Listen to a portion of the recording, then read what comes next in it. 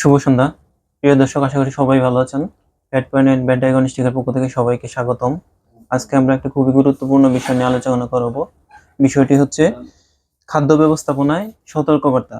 এই বিষয়ে কথা বলবেন ডক্টর জুবায়ের আহমেদ, কনসালটেন্ট, পেট পয়েন্ট এন্ড ব্যাড ডায়াগনস্টিক। গুরুত্বপূর্ণ একটা টপিক আজকে আমাদের, যে আমরা খাদ্য ব্যবস্থাপনায় কি কি বিষয়ে সতর্ক থাকবো। আমাদের বিড়ালের খাদ্য ব্যবস্থাপনার ক্ষেত্রে যেটা হয় যে আমরা যারা নতুন বিড়াল পালছি বা বিড়াল যাদের আছে, বিড়ালের ক্ষেত্রে অনেক সময় এটা হয় যে বিড়ালের খাদ্য নিয়ে আমরা শঙ্কিত থাকি, যে বিড়ালে কোন ধরনের খাদ্য খাওয়ানো যাবে, কোন ধরনের খাদ্য খাওয়ানো যাবে না, কিভাবে খাওয়াবো, কি কি খাবার খাওয়াবো, কি কি খাবার খাওয়ানো যাবে না। আবার অনেক সময় এই জিনিসটা হয় যে বিড়ালের ক্ষেত্রে আমরা যখন অ্যাডপ্ট করি বা কারোর কাছ থেকে বিড়ালটা নেই, দেখা গেলো বিড়ালে মা মারা গেছে বা বিড়ালকে আমরা খাবারের ক্ষেত্রে, তখন আমাদের অনেক বেশি চিন্তা করতে হয় যে আমাদের কি ধরনের খাবার এখন খাওয়ানো যাবে। কারণ বিড়াল 2 থেকে আড়াই মাস পর্যন্ত বিড়ালে মাই তাকে যে সাপ্লিমেন্টটা দরকার সেই সাপ্লিমেন্টটা দুধের মাধ্যমে দিয়ে থাকে। এখন যখন একটা বিড়ালে মা মারা যাচ্ছে বা যখন একটা বিড়ালকে রেস্কিউ করতেছি আমরা, সেই সময় বিড়ালের এই জিনিসগুলোর পরিপূর্ণ মায়ের দায়িত্বটা আমাদের ওনারে নিয়ে নেওয়া লাগে। তো সেক্ষেত্রে আমাদের ওনার হিসেবে সতর্ক থাকতে হয় যে আমাদের কি কি জিনিস খাওয়ানো যাবে, কি কি জিনিস খাওয়ানো যাবে না, কিভাবে খাওয়ালে বিড়ালে কি সমস্যা হতে পারে, সেই বিষয়গুলো নিয়ে অবশ্যই গুরুত্বপূর্ণ আলোচনা হওয়া দরকার। এই বিষয় নিয়ে আজকে আলোচনা করছি। বিড়ালের প্রথমত যে জিনিসটা সেটা হচ্ছে যে বিড়ালের দুধের ক্ষেত্রে, যে বিড়ালের ছোটবেলায় যখন একটা বিড়ালকে আমি রেস্কিউ করতেছি বা বিড়াল যখন বিড়ালকে খাবার দিচ্ছি ছোট অবস্থায়, তখন বিড়ালকে দুধ দেওয়ার ক্ষেত্রে আমি কতদিন পর্যন্ত দুধ দিব, এটা একটা গুরুত্বপূর্ণ বিষয়। বিড়ালকে সাধারণত ছোট বাচ্চা 8 সপ্তাহ পর্যন্ত বিড়ালকে দুধ দেওয়া যায়। এই 8 সপ্তাহ পর্যন্ত বিড়াল সাধারণত মায়ের দুধ খেয়ে বেঁচে থাকে। তো যখন বিড়ালের ক্ষেত্রে যদি মা না থাকে, সেক্ষেত্রে 8 সপ্তাহ আমাকে দুধের সাপ্লিমেন্টটা দিতে হবে। এটা দেওয়াটা খুব গুরুত্বপূর্ণ। এখন দেওয়ার ক্ষেত্রে আমি বিড়ালকে কোন ধরনের দুধ দিব, সেটার জন্য সবচেয়ে গুরুত্বপূর্ণ সেটা হচ্ছে যে আমাকে ল্যাকটোজ ফ্রি দুধ দিতে হবে, যে দুধের ক্ষেত্রে ল্যাকটোজ কম, যে দুধে ল্যাকটোজ নাই, সেই ধরনের দুধটা বিড়ালকে সাপ্লিমেন্ট হিসেবে দেওয়া দরকার, গুরুত্বপূর্ণ।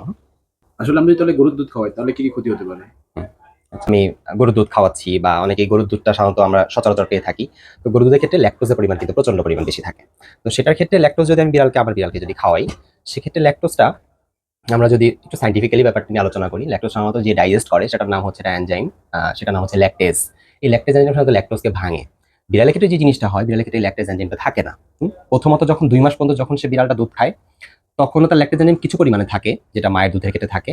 আর এর পরবর্তীতে যখন 2 মাস পার হয়ে যায়, এই 2 মাসের পরে তার ল্যাকটেজ এনজাইমটা একেবারেই থাকে না বিড়ালের ক্ষেত্রে। তো যখন এরপরেও যখন এই 2 মাস পর্যন্ত তাকে ল্যাকটেজ, কিছু পরিমাণে ল্যাকটোজ তাকে দেওয়া যেতে পারে বা মায়ের দুধে কিছু পরিমাণ ল্যাকটোজ হয়তো থাকে, সেটা খুব কম পরিমাণে, সেটা এমন না যে সেটা গরুর দুধের কাছাকাছিও না।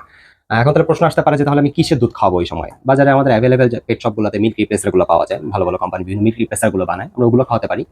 এটা যদি অ্যাভেলেবেল না হয়, সেক্ষেত্রে যেটা করতে পারি সেটা হচ্ছে যে আমরা গোট মিল্ক বা ছাগলের দুধকে এটার কাছাকাছি রিপ্লেসমেন্ট হিসেবে আমরা দিতে পারি। সাধারণত মিল্ক রিপ্লেসার যেগুলো বাজারে পাওয়া যায় সেগুলো সবচেয়ে সুইটেবল, কোম্পানিগুলো ল্যাকটোজ ফ্রি করে বানানোর ট্রাই করে।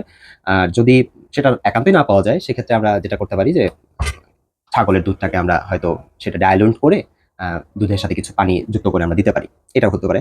এখন ল্যাকটোজটা যদি খাওয়ানো হয়েই যায়, যেমন 2 মাসের পরে অনেক সময় বিড়ালকে অনেকে ল্যাকটোজ সমৃদ্ধ দুধ খাওয়ায় বা গরুর দুধ খাওয়ায়, অনেকে এসে আমাদের কাছে কমপ্লেন করে যে, বা বলতে যখন খাদ্য হ্যাবিট নিয়ে যখন জিজ্ঞেস করা হয়, তখন এই জিনিসটা বলে যে বিড়ালকে তারা মাঝে মাঝে দুধ দেয়। এখন দুধের ক্ষেত্রে যে জিনিসটা হবে সেটা হচ্ছে, এই দুধটা যখন তার অন্ত্রে যাবে, পাকস্থলী পার হয়ে ক্ষুদ্রান্ত পার হয়ে বৃহদন্ত্রে যখন যাবে, এটা তো ডাইজেস্ট হচ্ছে না, কারণ ল্যাকটেজ এনজাইমটা বিড়ালের কাছে অনুপস্থিত আছে। তো যখন তার মধ্যে এই দুধটা যাবে, সেটা কলোনাইজড হবে, কলোনাইজ করবে, সেটা হচ্ছে আনডাইজেস্টেড অবস্থায় বা অপরিপাক অবস্থায় সেটা তার বৃহদন্ত্রে থাকবে। বৃহদন্ত্রে থাকার পরে সেটা ওই বৃহদন্ত্রের পরিবেশটাকে নষ্ট করবে ফার্স্ট অফ অল। সেকেন্ড কথা হচ্ছে, সেখানে বিভিন্ন ব্যাকটেরিয়া, তারপর ব্যাকটেরিয়া কজিং অর্গানিজম যেগুলো আছে সেগুলোকে ওখানে অ্যাকোমোলেট করবে। তো অ্যাকোমোলেট যখন হবে, তখন ওই ব্যাকটেরিয়াগুলো বিভিন্ন পেইনফুল গ্যাস বা হচ্ছে আমরা বলি যে অ্যাবডোমিনাল পেইন হইতেছে, কিছু বিড়াল অ্যাবডোমিনাল পেইন শো করে, গ্যাস শো করে, যে বারবার আমার বিড়ালে গ্যাস হচ্ছে, পেট বারবার ফুলে যাচ্ছে, তখন জিজ্ঞেস করলে হিস্ট্রি নিয়ে দেখা যায় যে তার বিড়ালকে সে দুধ খাওয়াচ্ছে, প্রতিদিন সে কিছু কিছু দুধ খাওয়াচ্ছে। এটা হয়তো সাময়িকভাবে তাকে হয়তো সাপ্লিমেন্ট হিসেবে সে খাওয়াচ্ছে, সাময়িকভাবে তাকে হয়তো কিছুটা সাপোর্ট দিবে বা সাময়িকভাবে সে কোনো কিছু টের পাবে না, কিন্তু ইন লং রান সেটা তার বিড়ালের ক্ষেত্রে হেলথ ক্ষেত্রে হ্যাজার্ডাস একটা কন্ডিশন তৈরি করবে। স্যার, অনেকেই দেখা যায় যে কাঁচা মাছ মাংস বাজার থেকে এনে কাঁচা মাছ মাংসই খাওয়াইতে দেয়, তো এটা কি নিরাপদ কিনা? হ্যাঁ, এটা একটা গুরুত্বপূর্ণ টপিক, যে আমার বিড়ালের ক্ষেত্রে সাধারণত কাঁচা কলিজা হতে পারে বা আনডাইজেস্টেড যেসব জায়গাগুলো বা নাড়ি ভুড়ি, এগুলো অনেক সময় বিড়ালকে খাওয়াই, কুকুরের ক্ষেত্রে এগুলো অনেক সময় খাওয়াই। কাঁচা মাছ মাংস, কাঁচা হাড্ডি, এই জিনিসগুলো সাধারণত অনেক সময় ওনারা চয়েস করে যে বিড়ালকে বা কুকুরকে খাওয়ানোর জন্য।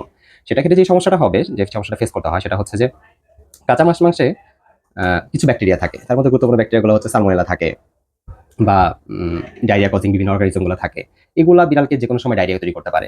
এবং এই অর্গানিজমগুলো যদি রেডিলি বিড়ালের শরীরের মধ্যে যদি প্রবেশ করতে থাকে, ইন লং রান বিড়ালের যে কোনো হেলথ হ্যাজার্ডের দিকে চলে যাবে। এগুলোর মধ্যে যদি যদি বিভিন্ন ভারী ম্যাটেরিয়াল যেগুলো আমরা বলি প্রাকৃতিক থাকে, আনকুক যদি হয়, আমরা সাধারণত যদি কুক করলে আমরা জানি যে আমাদের অটোক্লেভ যে টেম্পারেচার সেটা হচ্ছে 121°C। 121°C আমাদের যে কোনো অর্গানিজম মারা যায়। তো আমি যদি কুক করে খাওয়াই, এই অর্গানিজমগুলো অবশ্যই মারা যাবে। তো আনকুক যে কোনো মিট বা যে কোনো বোন যেগুলাই থাকে, সেগুলো অবশ্যই অর্গানিজমগুলো ফ্রি না। অর্গানিজম যদি ফ্রি না হয়, এটা অবশ্যই বিড়ালের হেলথের জন্য হ্যাজার্ডাস একটা কন্ডিশন তৈরি করবে, এটা তো নিঃসন্দেহে বলা যায়। তো অনেক সময় দেখা যায় যে অনেকেই বাসায় রান্না করা যে খাবারগুলো থাকে ওগুলা থেকে নিজের খাবারের অংশ থেকে কিছু অংশ বিড়ালকে খেতে দেয়, হ্যাঁ, হ্যাঁ, এটা কতটুকু যুক্তিযুক্ত? এটা একটা গুরুত্বপূর্ণ জিনিস যে বাসায় আমরা বিড়ালকে সাধারণত আমরা কম্পেনিয়ন এনিমেল হিসেবে লালন পালন করি। অনেক সময় চিন্তা করি যে আমরা যে খাবার খাচ্ছি বিড়ালের জন্য এই খাবার কেন অপকারী হবে, বা আমি কেন এই খাবারটা খাওয়াবো না। যেটা প্রথমত যেটা হচ্ছে সেটা যে বিড়ালের ক্ষেত্রে আমরা যে খাবারগুলো আমরা খাচ্ছি, সেই খাবারগুলোর মধ্যে প্রথমত যে জিনিসগুলো থাকে, আমরা প্রচুর পরিমাণে সল্ট ইউজ করি, লবণ ইউজ করি, এবং মশলা ইউজ করি, হলুদ ইউজ করি, জিরা ইউজ করি, বা আদা ইউজ করি, ধনিয়া ইউজ করি। সেই খাবারগুলো সেগুলো সব আমরা আমাদের মশলা হিসেবে ইউজ করি। সেই মশলাগুলো বিড়ালের জন্য হাইলি টক্সিক। প্রধানত সল্ট তো একটা গুরুত্বপূর্ণ জিনিস, যেটা হচ্ছে তার জন্য টক্সিসিটি আমাদের ক্ষেত্রেও তৈরি করে অত্যাধিক সল্ট, এবং বিড়ালের ক্ষেত্রে এটা খুব বেশি তৈরি করে। বিড়ালের ক্ষেত্রে সল্ট যেটা যে কাজটা করবে সেটা হচ্ছে আমাদের প্রধান দুইটা অর্গান, এটা হচ্ছে লিভার আর এটা হচ্ছে কিডনি। এই দুইটা অর্গানকে সে ড্যামেজ করবে।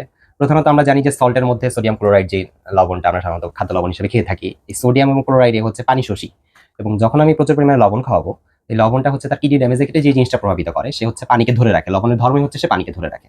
যখন সে পানি ধরে রাখবে, একটা বিড়াল বা কুকুর সে পানি শূন্যতায় ভুগবে, প্রচুর পানি খেতে যাবে। এবং যখন সল্ট ডিপোজিশন হবে লিভার এবং কিডনিতে, যখন ডিপোজিশন হয়, ডিপোজিশন আস্তে আস্তে স্টোনের দিকে চলে যায়। গল স্টোন বলি, গল স্টোন হতে পারে, লিভার কিডনিতে স্টোন হতে পারে, সেই স্টোনের দিকে আস্তে যেতে পারে।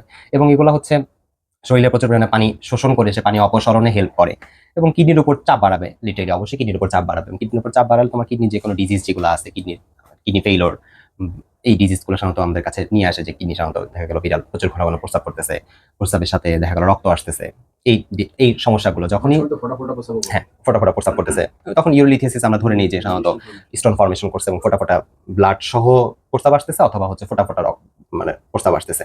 এই জিনিসগুলো অবশ্যই ওই যে আমরা সাধারণত যে সল্ট গুলা বা যেসব মিনারেল গুলা যেগুলো ওর জন্য দরকার না, এই মিনারেল গুলো আমরা সাধারণত খাবারের সাথে খাওয়াচ্ছি এবং সাথে মশলা অ্যাড করতেছি। এই মশলাগুলো আমাদের মনে হচ্ছে যে সাময়িকভাবে কোনো ক্ষতি করতেছে না, কিন্তু ইন এ লং রান সেটা লিভারের ড্যামেজের ক্ষেত্রে খুব বেশি প্রভাব বিস্তার করতেছে। মশলা যেগুলো আমরা আদা ইউজ করতে পারি বা হলুদ ইউজ করি, মরিচের গুঁড়া ইউজ করি। সুতরাং আমরা বাসায় যে খাবারগুলো দিচ্ছি, আমরা সাধারণত খাচ্ছি, এই খাবারগুলো আমার কম্পেনিয়ন যে এনিমেলটা আছে, এনিমেলের জন্য কখনোই হেলথের জন্য ভালো জিনিস বয়ে আনবে না। এই জন্য পরামর্শ হচ্ছে যে বিড়ালের ক্ষেত্রে ক্যাট ফুড গুরুত্বপূর্ণ জিনিস, এবং হচ্ছে ক্যাট ফুডের সাথে সাথে আমরা ক্যাট ফুড তো আছেই, সাথে আমরা আরো খাবার যেগুলো আছে বিড়ালের ক্ষেত্রে, আমরা মাছ মাংস বাসায় রান্না করে এবং সাথে সবজি বা আমাদের যখন সিজনাল বিভিন্ন সবজি পাওয়া যায় বা এই জিনিসগুলো অ্যাড করা, বা ভালো একজন কনসালটেন্টের সাথে, ভালো যে ভেটেরিয়ানের সাথে যোগাযোগ করা যায়, আমার বিড়ালকে কিভাবে খাদ্যের প্ল্যানিংটা করা যায়, এবং খাদ্যের প্ল্যানিং ক্ষেত্রে তাদের পরামর্শগুলো অবশ্যই গুরুত্বপূর্ণভাবে মেনে চলার চেষ্টা করা। নিজেরা আমরা অনেক কিছুই জানি, অনেক কিছুই যে ভিডিওর মাধ্যমে আপনাদেরকে বলে দেওয়া হয় বা বোঝানো হয়, কিন্তু তার মানে এই না যে আমি সব বিষয়গুলো জেনে ফেলবো বা সব বিষয়গুলো বুঝে ফেলবো। এই জন্য অবশ্যই একজন ভেটেরিয়ানের সাথে পরামর্শ করা আছে আমার বিড়াল বা কুকুরের ক্ষেত্রে, কম্পেনিয়ন এনিমেলের ক্ষেত্রে আমার খাবারের ডায়েটটা কেমন হওয়া দরকার, সেটার জন্য অবশ্যই আলোচনা করে পালন করা দরকার। ধন্যবাদ সবাইকে।